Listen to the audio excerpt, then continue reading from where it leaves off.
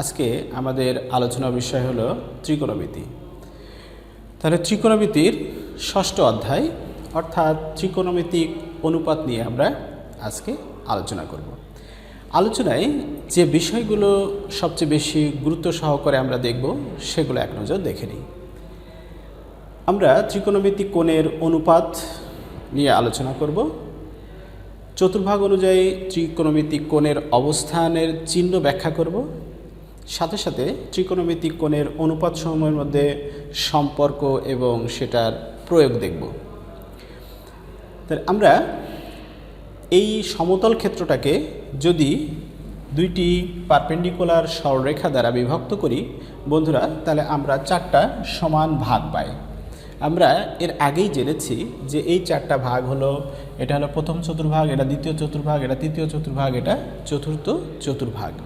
এবং বিন্দুর যে ধারণা আমাদের আছে সেখান থেকে আমরা জানি যে এক্সের মান ধনাত্মক হলে ডান দিকে যায় আর ঋণাত্মক হলে মূল বিন্দু থেকে বাম দিকে যায়। ঠিক একইভাবে এক্সের মান যদি ওয়াইয়ের মান যদি ঋণাত্মক হয় তাহলে নিচের দিকে যায়, আর ধনাত্মক হলে মূল বিন্দু থেকে উপরের দিকে যায়। তাহলে এটা কিন্তু আমরা আগের থেকেই জানি। তাহলে সেই অনুযায়ী আমরা একটা ধনাত্মক স্থানাঙ্ক নিয়ে নিচ্ছি, যেটা হলো পি অফ এক্স ওয়াই। বন্ধুরা, আমরা এই বিন্দুটাকে বলছি পি অফ এক্স ওয়াই।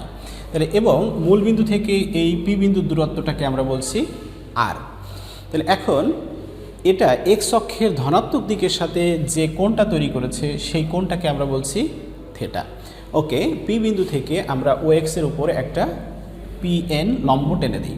তাহলে সেক্ষেত্রে যেহেতু এই বিন্দুটার স্থানাঙ্ক পি অফ এক্স ওয়াই, সুতরাং এই অংশটুকুর দৈর্ঘ্য হলো ওয়াই এবং এই অংশটুকুর দৈর্ঘ্য হলো এক্স। তাহলে আমরা কিন্তু এটা পেয়ে গেলাম। এখন আমরা এই চিত্র থেকে আমরা একটা সমকোণী ত্রিভুজ পেয়েছি। এই সমকোণী ত্রিভুজ থেকে আমরা কিন্তু যে 6টি ত্রিকোণমিতিক অনুপাত রয়েছে যে কোনো অনুপাতের মান নির্ণয় করতে পারি। মান বলতে সেগুলার চিহ্ন নির্ণয় করতে পারি। আমরা দেখি দুটো একটা এক্সাম্পল। সাপোজ আমি সাইন থেটা বের করতে চাই, তাহলে সাইন থেটা ইকুয়াল টু বন্ধুরা কি আমরা জানি, রাইট, লম্ব বাই অতিভুজ। তাহলে লম্ব আমাদের এখানে আছে ওয়াই আর অতিভুজ হলো আর। তাহলে এটা কিন্তু ধনাত্মক। ঠিক একইভাবে কস থেটা ইকুয়াল টু ভূমি বাই অতিভুজ। ওকে, ভূমি হলো এক্স আর অতিভুজ হলো আর। এরপরে আমরা যদি ট্যান থেটা বের করি, ট্যান থেটা ইকুয়াল টু লম্ব বাই ভূমি, তার মানে ওয়াই বাই এক্স। বন্ধুরা, এরপরে আমি যতগুলোই বের করব সবগুলো কিন্তু পজিটিভ আসবে। আমরা একটু দেখতে চাই এই বিন্দুটা যদি এখানে অবস্থান করতো তাহলে কি হতো। তাহলে পি বিন্দুটা হয়ে যেত মাইনাস এক্স আর ওয়াই। সেক্ষেত্রে এটা যদি আর হয়, এখান থেকে এই লম্বটা যদি আমরা যদি বলি পি এন, তাহলে এইটুকু কিন্তু আমাদের মাইনাস এক্স, এটা হলো ওয়াই। এখন যদি আমরা সাইন থেটা বের করতে চাই, আমরা একটু দেখি সাইন থেটা বের করলে কি হয়। সাইন থেটা ইকুয়াল টু আমাদের কিন্তু আসে লম্ব বাই অতিভুজ ওয়াই বাই আর। বাট আমি যদি কস থেটা বের করি, কস থেটা ইকুয়াল টু ভূমি বাই অতিভুজ মাইনাস এক্স বাই আর। বন্ধুরা, এটা কিন্তু ঋণাত্মক। তাহলে আমরা এভাবে যে কোনো চতুর্ভাগে কোনো বিন্দু নিয়ে যদি এই রিলেশনগুলো বের করি বা ত্রিকোণমিতিক অনুপাতগুলোর মান বের করতে চাই, তাহলে আমরা যে রেজাল্টটা পাবো সেটা একটু এক নজর দেখে ফেলি। সেটাকেই বলছি হলো ত্রিকোণমিতিক অনুপাতের কোয়াড্রেন্টিক ভিত্তিক অবস্থান। ওকে, তাহলে আমরা এই সরলরেখার প্রথম চতুর্ভাগের সবগুলার মান, সবগুলা বলতে হলো সকল ত্রিকোণমিতিক অনুপাতের মান যে রয়েছে সেটা পাবো হলো ধনাত্মক। এরপরে দ্বিতীয় চতুর্ভাগে সাইন আর সাইনের অপোজিটটা হলো কোসেক, এই দুটাকে আমরা পাবো ধনাত্মক। আর বাকিগুলা কি হবে, বাকি চারটা হবে ঋণাত্মক। Very good. এরপরে থার্ড কোয়াড্র্যান্টে আমরা যেটা পাবো সেটা হলো ট্যান এবং ট্যানের অপোজিট যেটা রয়েছে কট, এই দুইটা হবে ধনাত্মক, বাদ বাকি সবগুলো হবে ঋণাত্মক।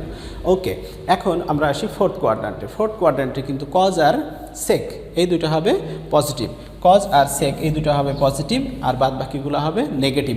এখানে বন্ধুরা প্লাস ভিই এটা দ্বারা হলো পজিটিভ বোঝানো হয়েছে, positive that is plus, plus বোঝানো হয়েছে, পজিটিভ মানে হলো প্লাস বোঝানো হয়েছে। তার মানে এইগুলা কিন্তু আমরা কোয়াড্রেন্ট ভিত্তিক অবস্থানটা জেনে গেলাম। এখন আমরা ত্রিকোণমিতিক অনুপাতের মানের সীমাবদ্ধতা দেখি। আমরা সাইন এবং কজের মান +1 অপেক্ষা বৃহৎ হতে পারে না, এবং বিষয়টা আমরা একটু জেনে রাখি। এবং সাইন ও কজের মান হলো -1 অপেক্ষা ছোটো হতে পারে না। তার মানে বন্ধুরা সাইন এবং কজের মান সবসময় হলো +1 থেকে -1, সর্বোচ্চ +1 আর সর্বনিম্ন -1 হতে পারে। মান সবসময় এর ভিতরেই অবস্থান করবে।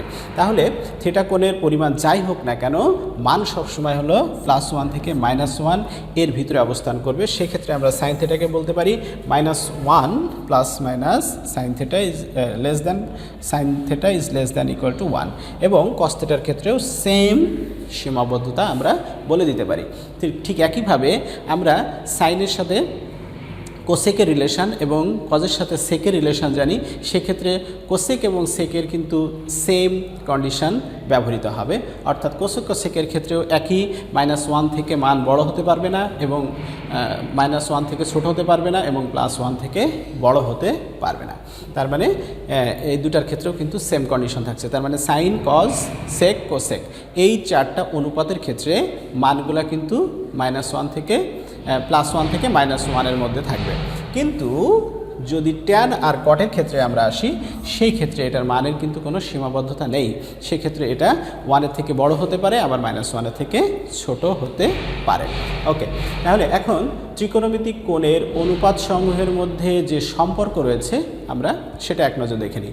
যদি এটা কিন্তু আমরা 9-10-এ খুব ভালো করে শিখে এসেছি।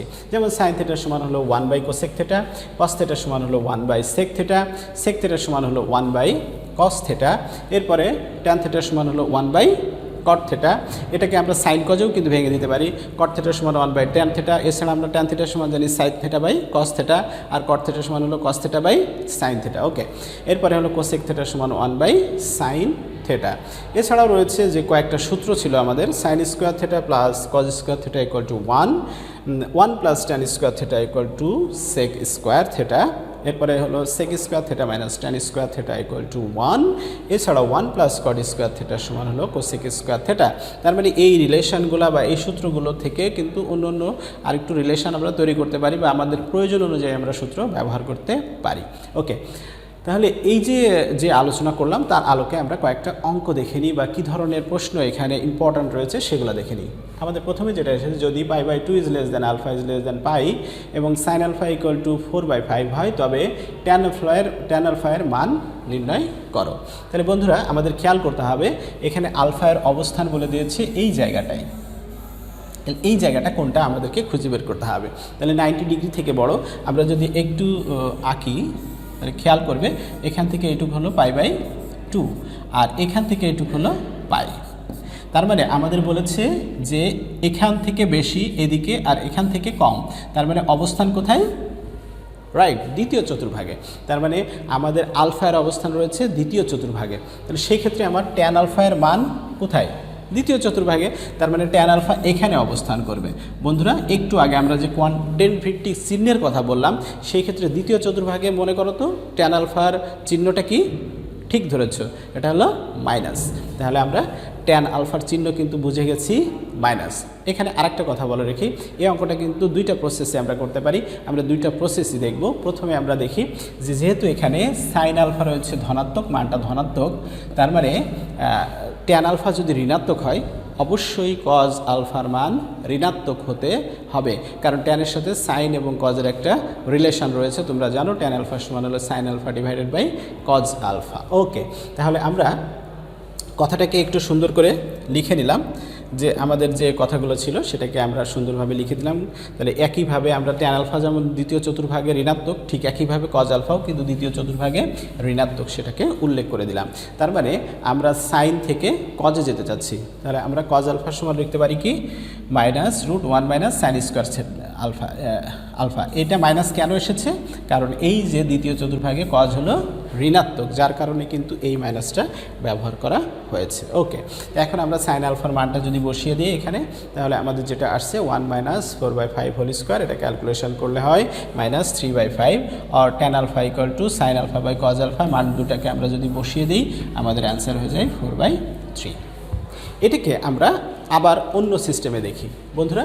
যেহেতু সাইন আলফার মান দেওয়া আছে, তাহলে আমরা যদি এখানে একটা সমকোণী ত্রিভুজ আঁকি এবং এইটাকে আমি যদি মনে করি আলফা, তাহলে সাইনের সাথে এই সমকোণী ত্রিভুজের একটা রিলেশন রয়েছে, তোমরা জানো সাইনের সাথে রিলেশন হলো লম্ব বাই অতিভুজ। যেহেতু এটা আলফা, তাহলে এটা হলো লম্ব, এটা হলো ভূমি, আর এটা হলো অতিভুজ।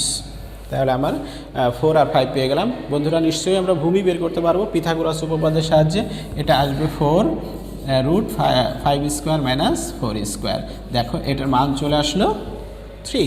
ওকে, তাহলে আমরা এই সমকোণী ত্রিভুজের 3টা সাইডের মানই যেহেতু জেনে গেছি, এখন কিন্তু আমরা খুব সহজেই ট্যান আলফার মান বের করতে পারবো। এবং আমরা এটাও জেনে গেছি যে দ্বিতীয় চতুর্ভাগের ট্যান আলফার মান হলো ঋণাত্মক। So tan alpha equal to হলো মাইনাস ট্যান হলো লম্ব বাই ভূমি -4/3, এই যে 4/3। তোমরা ইচ্ছা এই অংশ দিয়েও কাজটা করতে পারো, অথবা তোমরা কিন্তু এভাবেও কাজটা করতে পারো। ওকে, আমরা নেক্সট প্রবলেমে যাই।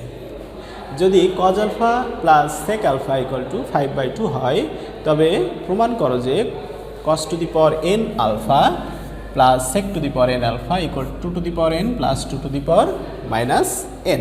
তাহলে এই অঙ্কটা আমরা করে ফেলি, দেখি এটা কিভাবে করতে হয়। তাহলে আমাদের যেটা গিভেন ডাটা দেওয়া আছে সেটাকে আমরা ব্যবহার করি। তাহলে দেওয়া আছে কি cos alpha plus sec alpha equal to 5/2। Okay, তাহলে এখান থেকে আমরা ইচ্ছা আমি cos আলফায়ও যেতে পারি, ইচ্ছা করলে sec আলফায়ও যেতে পারি, যে কোনো একটাকে যে মান বের করলেই হবে। তবে আমরা সেকটাকে ভেঙে কজে যেতে যাচ্ছি। তাহলে sec আলফার পরিবর্তে আমি কি লিখতে পারি 1/cos আলফা, আমরা সেটাই লিখে দিলাম।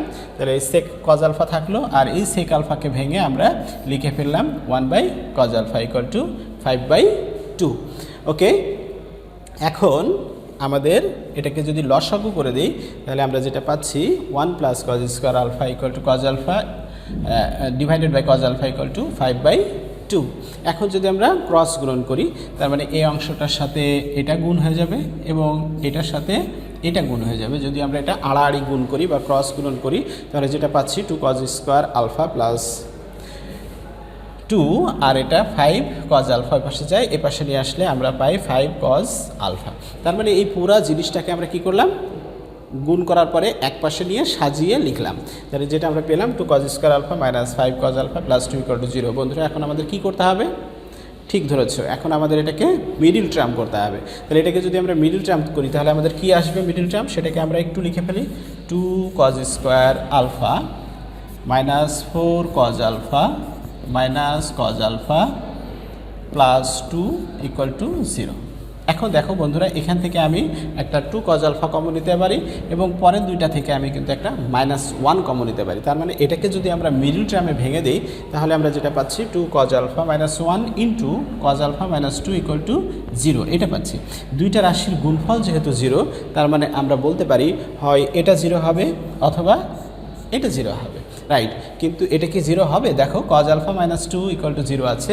আমরা একটু আগে জেনে এসেছি যে cos এবং সাইন sec cosec এই চারটার মান কখনো কি হতে পারে না, মান 1-এর থেকে বেশি হতে পারে না, আর -1-এর থেকে কম হতে পারে না।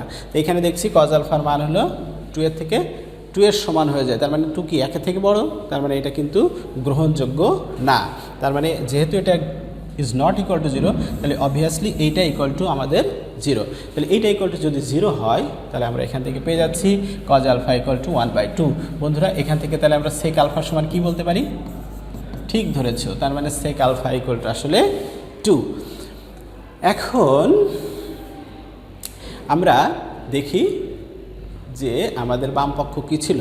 বামপক্ষ ছিল cos to the power n alpha plus sec to the power n alpha. বন্ধুরা এটাকে আমরা লিখতে পারি কি, এটাকে আমরা লিখতে পারি cos আলফার পাওয়ার n প্লাস sec আলফার পাওয়ার n। তাহলে এখন আমরা মানগুলোকে বসিয়ে দিই। cos আলফা, এই যে cos আলফার মান হলো 1/2 আর sec আলফার মান 2। এটাকে যদি আমরা বসিয়ে দেই, তাহলে পাচ্ছি 1/2 whole to the power n আর 2 টু দি পাওয়ার n। 1/2 মানে হলো 1/2 power n plus 2 to the power n।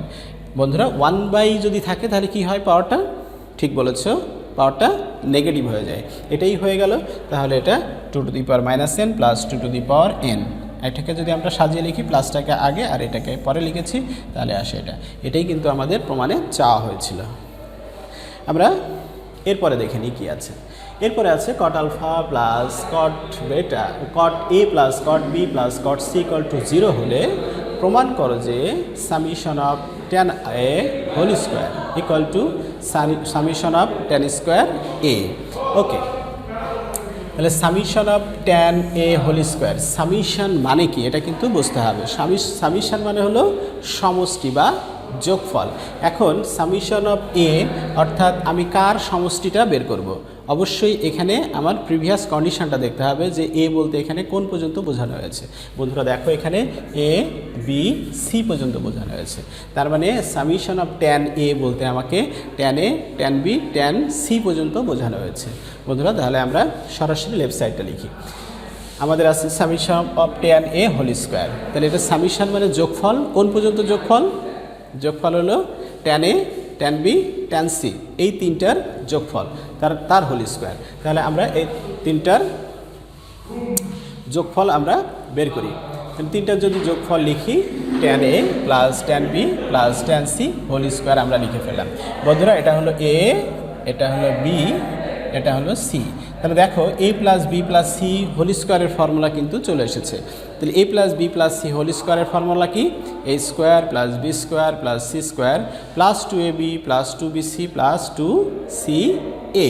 তাহলে এই সূত্রটা আমরা এখানে অ্যাপ্লাই করে দিই। তাহলে দেখো আমরা পেয়ে যাচ্ছি tan a হোল স্কোয়ার মানে tan square a plus tan b whole square মানে হলো tan square b plus tan c whole square মানে হলো tan স্কোয়ার c। ঠিক একইভাবে 2 tan a tan b tan c, তাহলে 2 tan a tan b tan, এই যে আমাদের সূত্র কিন্তু ওই অনুযায়ী আমরা লিখে দিলাম। এখন বন্ধুরা খেয়াল করো যে এই tan square a plus tan square b plus tan square c এটাকে আমরা কি লিখতে পারি?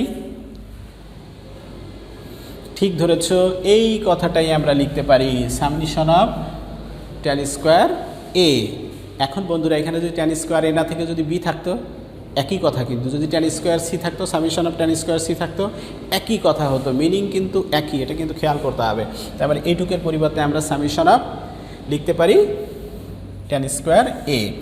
আর এখানে বাকি যে অংশটা রয়েছে 2 tan b tan c 2 tan c tan a 2 tan a tan b, এখান থেকে আমরা 2 tan a tan b tan c common নিয়ে নিব। কমন নেওয়া মানে কি? এটা দ্বারা ভাগ করতে হবে। বন্ধুরা এটাকে যদি আমরা এইটা দ্বারা ভাগ করি, 2 tan a tan b tan c দ্বারা ভাগ করি, 2 tan a tan b tan c, তাহলে tan c কাটা যায়, b কাটা যায়, 2 কাটা যায়, কি থাকে 1/tan a, তার মানে cot a। ঠিক একইভাবে এটাকে যদি আমরা এটা দ্বারা ভাগ করি তাহলে এটা পাবো, এবং এটাকে যদি এটা দ্বারা ভাগ করি তাহলে আমরা এটা পেয়ে যাব। এখন দেখো আমাদের কিন্তু কন্ডিশনে এটার মান 0 রয়েছে। এই 0টাকে যদি আমরা এখানে বসিয়ে দেই, এই মানটা যদি 0 বসাই তাহলে কি হয়? আমাদের এই রাশিটা পুরাটাই কিন্তু আমাদের ভ্যানিশ হয়ে যাচ্ছে, 0 হয়ে যাচ্ছে। সো আমাদের এখানে থাকছে কি? Summation of tan square a। এটাই কিন্তু আমাদের প্রমাণে চাওয়া হয়েছিল, summation of tan square a। নিশ্চয়ই তোমরা এটা ভালো মতো বুঝতে পেরেছো। নেক্সট আমাদের যে অঙ্কটি রয়েছে, tan theta equal to b by a হলে a cos theta plus b sin theta divided by a cos theta minus b sin theta এর মান নির্ণয় করো। খুবই সহজ একটা অঙ্ক। তাহলে আমরা এখান থেকে শুরু করি। আমরা ট্যানটাকে যদি সাইন কজে ভেঙে দেই তাহলে এটা পাবো sin theta divided by cos theta equal to b by a। এখন বন্ধুরা তোমরা খেয়াল করো, এই কজের সাথে তোমার রয়েছে a, এই কজের সাথে কিন্তু a রয়েছে, তার মানে আমার এখানে একটা a দরকার, এবং এখানে সাইনের সাথে একটা b রয়েছে, এখানে সাইনের সাথে একটা b রয়েছে, তার মানে এখানে একটা b দরকার। তার মানে আমার এখানে একটা b, এখানে একটা a, তার মানে এটা দ্বারা আমরা মাল্টিপ্লাই করলাম। কি করলাম? লবকে b দ্বারা আর হরকে a দ্বারা গুণ করলাম, তাহলে আমরা পেয়ে গেলাম এটা। এখন যদি এটাকে আমরা ব্যস্তকরণ করি, মানে উল্টে দিই, তাহলে কি হয়? a cos theta by b sin theta equal to a square divided by b square. এখন আমাদের এখানে যে অংশটা চাওয়া হয়েছে সেই অনুযায়ী আমাদের কি করতে হবে? ঠিক ধরেছে, এটাকে যোজন বিয়োজন করতে হবে। তাহলে আমরা এটাকে যোজন বিয়োজন করে দিই। তাহলে a cos theta plus b sin theta divided by a cos theta minus b sine theta equal to right সাইডে কি যোজন বিয়োজন করা লাগবে না? হ্যাঁ, অবশ্যই লাগবে। তার মানে এখানে কখনো এক পক্ষকে এই কাজটা করতে হয় না, আমাদের উভয় পক্ষে এই কাজটা করতে হয়। তাহলে আমরা দেখো পেয়ে গেলাম। তার মানে আমাদের এটার মান বের করতে বলা হয়েছিল, এটাই কিন্তু আমাদের কাঙ্ক্ষিত ফলাফল। নিশ্চয়ই তোমরা এটাও খুব সহজেই নিজেরাই পারতে, তারপর আমি কিন্তু হেল্প করে দিলাম। নেক্সট আমরা দেখি কি আছে। আচ্ছা, যদি tan square theta equal to 1 minus c square হয়, তবে দেখাও যে sec theta plus tan cube theta cosec theta equal to এটা, এখানে এটা 2 হয়ে যাবে। তাহলে এটা আমাদের প্রমাণ করতে হবে। ওকে, আমাদের যেটা দেওয়া আছে সেখান থেকে আমরা শুরু করি। আমাদের দেওয়া আছে tan স্কোয়ার থিটার সমান হলো 1 মাইনাস ই স্কোয়ার। তাহলে আমরা লিখে ফেলছি tan square theta equal to 1 minus e square. বন্ধুরা, tan স্কোয়ারের সাথে একটা সূত্র আছে কি, সেক স্কোয়ার থিটা মাইনাস 1। আমরা তাহলে tan স্কোয়ার থিটাকে লিখতে পারি sec square theta minus 1 equal to 1 minus e square. এখন এই 1টাকে যদি আমরা এই রাইট সাইডে নিয়ে যাই তাহলে কি হয়ে যায়, sec square theta equal to 2 minus e square. Okay, তাহলে সেক থিটার সমান আমরা কি পাচ্ছি, রুট 2 মাইনাস ই স্কোয়ার। তাহলে আমরা এইটুকু মানটা বের করে রেখে দিই আপাতত, যে আমাদের এই কাজটুকু হয়ে গেল। নেক্সট আমরা কি করব, আমাদের এই যে রাশিটার মান বের করতে হবে সেই অংশটা তুলে ফেলি। তাহলে এই অংশটা আমাদের আছে কি, sec theta plus tan cube theta into cosec theta. তার মানে এটা আমার কি, লেফট সাইড। খুবই সহজ একটা অঙ্ক। আমরা সেকটাকে যদি ভেঙে দিই তাহলে কিসে ভাঙবো, এটা রিলেশন যেটা আছে সেটাকে ভাঙবো, 1 by cos theta plus tan cube থিটাকে আমরা কি লিখতে পারি, ঠিক ধরেছ, sine cube theta by cos cube theta into cosec থিটাকে লিখতে পারি 1 by sine theta. Very good. তাহলে এখন দেখো এটা আমরা যদি কাটাকাটি করি, এখানে একটা সাইন স্কোয়ার থিটা থাকে। এখন আমরা এটাকে আরেকটু ভেঙে লিখি, cos theta plus sine square theta divided by cos cube theta. এখন আমরা এটাকে কি করতে পারি, লসাগু করতে পারি। আমরা এটাকে যদি লসাগু করে দিই, দেখো বন্ধুরা, এটা লসাগু হলো কস কিউব থিটা। তার মানে এটা আসে ভাগ করলে cos square theta plus sine square theta. তার মানে এটা কি 1 বাই কস কিউব থিটা। তাহলে 1 বাই কস কিউব থিটা মানে আসলে কি, সেক কিউব থিটা।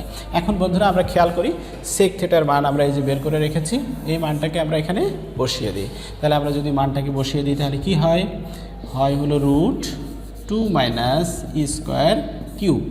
তাহলে রুট মানে কি, রুট মানে হলো পাওয়ার 1/2।